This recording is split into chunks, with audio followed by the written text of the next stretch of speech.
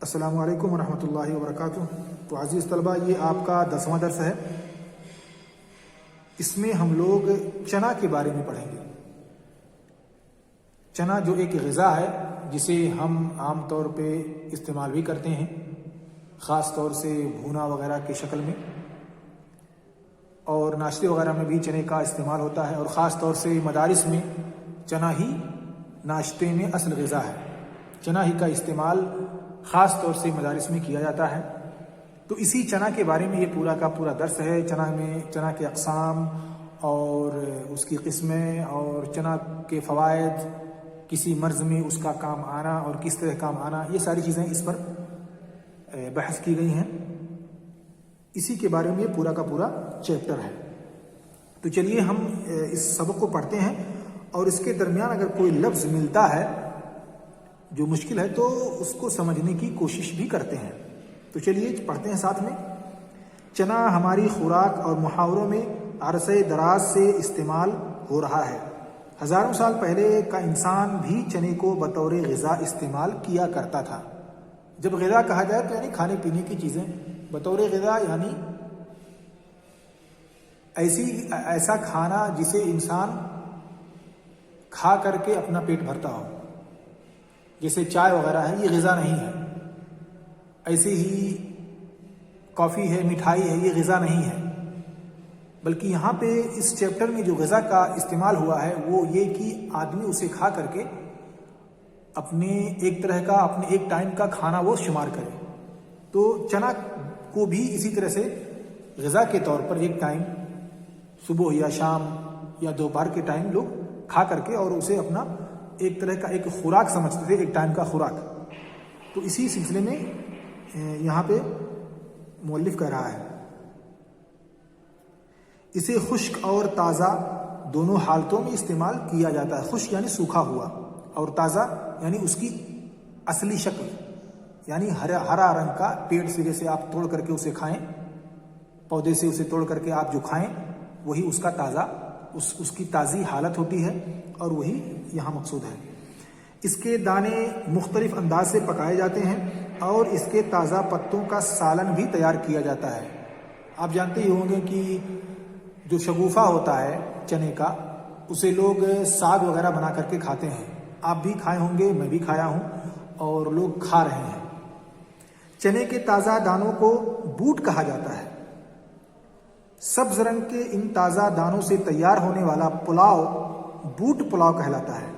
یہ تازہ چنے کچی حالت میں بھی کھائے جاتے ہیں، جیسا کہ ہم اور آپ جب کبھی کھیت کی طرف نکلتے ہیں تو کہیں دیکھا چنا تو چالو کر دیا کھانا پینا، حالانکہ وہ جانتے ہی ہیں چپکے چپکے ہم لوگ کھاتے ہیں۔ اگر انہیں آگ پر بھون لیا جائے تو ان کا ذائقہ بہت ہی اچھا ہوتا ہے، اور یہ سہولت کے ساتھ ہضم بھی ہو جاتے ہیں۔ ہضم جانتے ہی ہیں، ذائقہ جانتے ہیں، ٹیسٹی، آپ بار بار بولتے ہیں بڑا ٹیسٹی ہے، تو وہی بڑا ذائقے دار ہے۔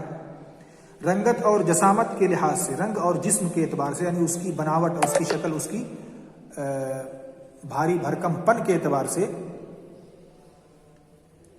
چنے کو دو قسموں میں تقسیم کیا جاتا ہے۔ ایک قسم دیسی چنا کہلاتی ہے، اس کی رنگت سیاہ ہوتی ہے، جیسا کہ عام طور پہ مدارس میں دیا جاتا ہے بچوں کو چنے کا ناشتہ۔ دوسری قسم کے چنے کو کابلی چنا کہلاتے ہیں۔ دوسری قسم کے چنے کابلی چنا کہلاتے ہیں۔ کابلی چنا آپ نے دیکھا ہوگا، عام طور پہ چھولے بھٹورے میں اسی کو استعمال کیا جاتا ہے، اور آپ نے کھایا ہوگا بارہا، اگر نہیں کھائے ہیں تو کھا لیجئے، مارکیٹ میں ملتا ہے اور دکانوں پر بھی ملے گا۔ آپ گھر پہ لے جا کر کے امی سے یا اپنی بہنوں سے اسی پکوا کے آپ بھی کھا سکتے ہیں۔ کابلی چنا سفید قسم کا ہوتا ہے، تھوڑا سا اس کا سائز بڑا ہوتا ہے۔ یہ سفیدی مائل زرد رنگ کے ہوتے ہیں۔ سفیدی مائل یعنی سفید کی طرف، یعنی تھوڑا سا سفید اور پیلا، یعنی پیلا اس کا اصل ہے اور اس میں تھوڑی سی سفیدی ہوتی ہے۔ تو سفیدی مائل زرد رنگ کے ہوتے ہیں۔ دیسی چنے کے مقابلے میں کابلی چنے کی جسامت ذرا سی بڑی ہوتی ہے۔ عام طور پر لوگ کابلی چنے کو زیادہ پسند کرتے ہیں، کیونکہ کابلی چنے میں چھلکا ہی نہیں ہوتا، یا ہوتا ہوگا اسے لوگ اجاڑ دیتے ہوں گے، واللہ عالم، مجھے نہیں معلوم، لیکن میرے خیال سے اس میں چھلکا نہیں ہوتا، بلکہ دیسی چنا جو ہوتا ہے اس میں چھلکا ہوتا ہے. آپ اسے دیکھیں گے اس کے اوپر چھلکا پڑا رہتا ہے. اور کابلی چنا جو ہوتا ہے وہ بلا چھلکے کے ہوتا ہے. پتہ نہیں اسی طرح اس کی شکل ہوتی ہے یا اسے اتار کر کے لوگ اس کے چھلکے کو پھر بیچتے ہیں، لیکن کابلی چنے میں چھلکا نہیں ہوتا. تاہم اطباء کے نزدیک سیاہ چنے اپنی تاثیر کے لحاظ سے زیادہ مفید ہیں. تاثیر یعنی اثر، یعنی اس کا فائدہ زیادہ ہے کھانے پینے میں سیاہ چنے کا، یعنی جو دیسی چنا جسے ہم لوگ اور آپ لوگ عام طور پہ مدرسوں میں کھاتے ہیں یا گھروں پر بھی چنا وغیرہ چلتا ہے. چنوں پر ہلدی مل کر یا ہلدی ملے بغیر ہی تنور پر بھون لیا جاتا ہے. تھوڑا سا آپ نے دیکھا ہوگا لوگوں کو بیچتے ہوئے ہلدی لگا کر کے چنا بیچتے ہیں تو تھوڑا زیادہ چٹپٹی ہوتا ہے. اسی طرح سے یہ خوش ذائقہ، زود ہضم اور خستہ ہو جاتے ہیں، یعنی جب ان کو آپ بھون لیں گے تو یہ ذائقے دار ہو جاتے ہیں، ٹیسٹی ہو جاتے ہیں، جلدی ہضم ہونے والے ہو جاتے ہیں اور خستہ ہو جاتے ہیں. خستہ یعنی بھربھرا، یعنی بھسبھساہٹ ان میں آ جاتی ہے اور کھانے میں دانتوں میں چپکتا نہیں، وہ ٹائٹ نہیں ہوتا بلکہ سافٹ اور ملائم ہو جاتا ہے اور کھائیں گے تو آپ کو بھس بھس مزہ آئے گا. تو اسی تعلق سے یعنی بھربھرا اور مرمرا، کرکرا وغیرہ وغیرہ. سخت نزلہ، زکام، سر کی جکڑن اور ناک بند ہونے کی صورت میں گرم بھنے ہوئے چنے سوکھنے کا مشورہ دیا جاتا ہے. ایسا کرنے سے یعنی ایک طرح کے سخت نزلہ، زکام، نزلہ یعنی آپ کی ناک کا بہنا،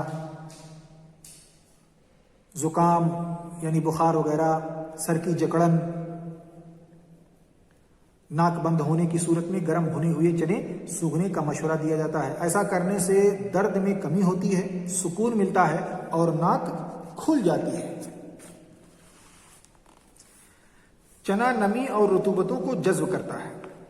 نمی یعنی نمی جانتے ہیں، نمی یعنی بھیگا پن، تھوڑا سا. رطوبت بھی اسی معنی میں ہے، بھیگا پن، گیلا پن وغیرہ.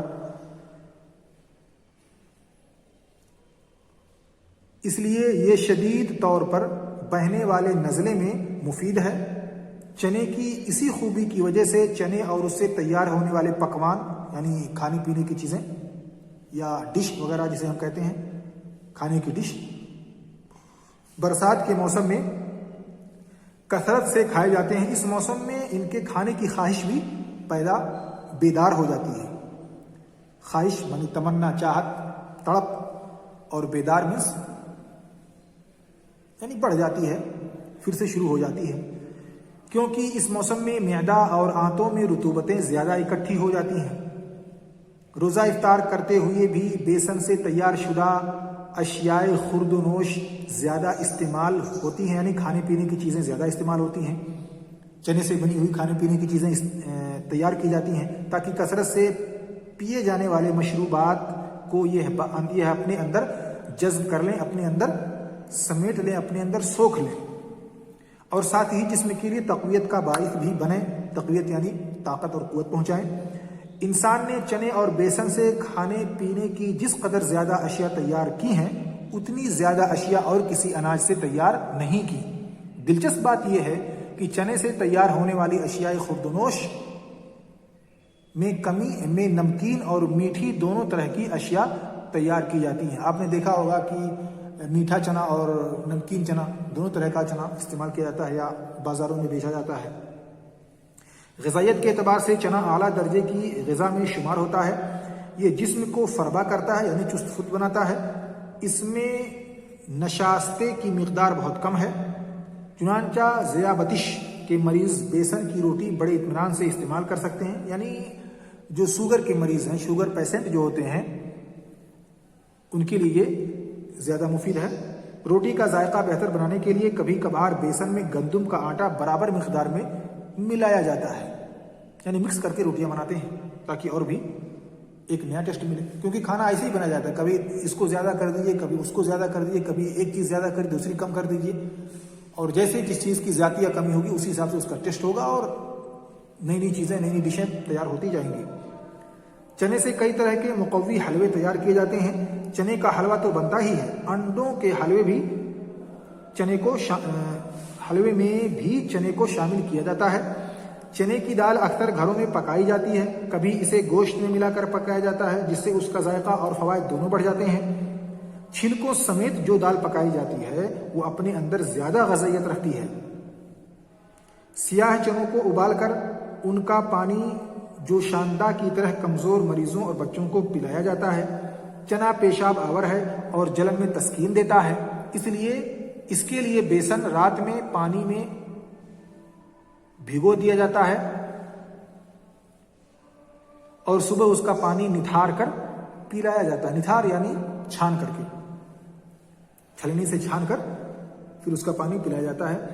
اس طرح پیشاب کھل کر آ جاتا ہے اور جسم میں پیشاب کی نالیاں دھل کر صاف ہو جاتی ہیں۔ یرقان کی حالت میں چنے کی چھلکوں کو اسی طرح پانی میں بھگو کر صبح یہ پانی مریض کو پلا دیتے ہیں۔ یرقان یہ ایک طرح کی بیماری ہے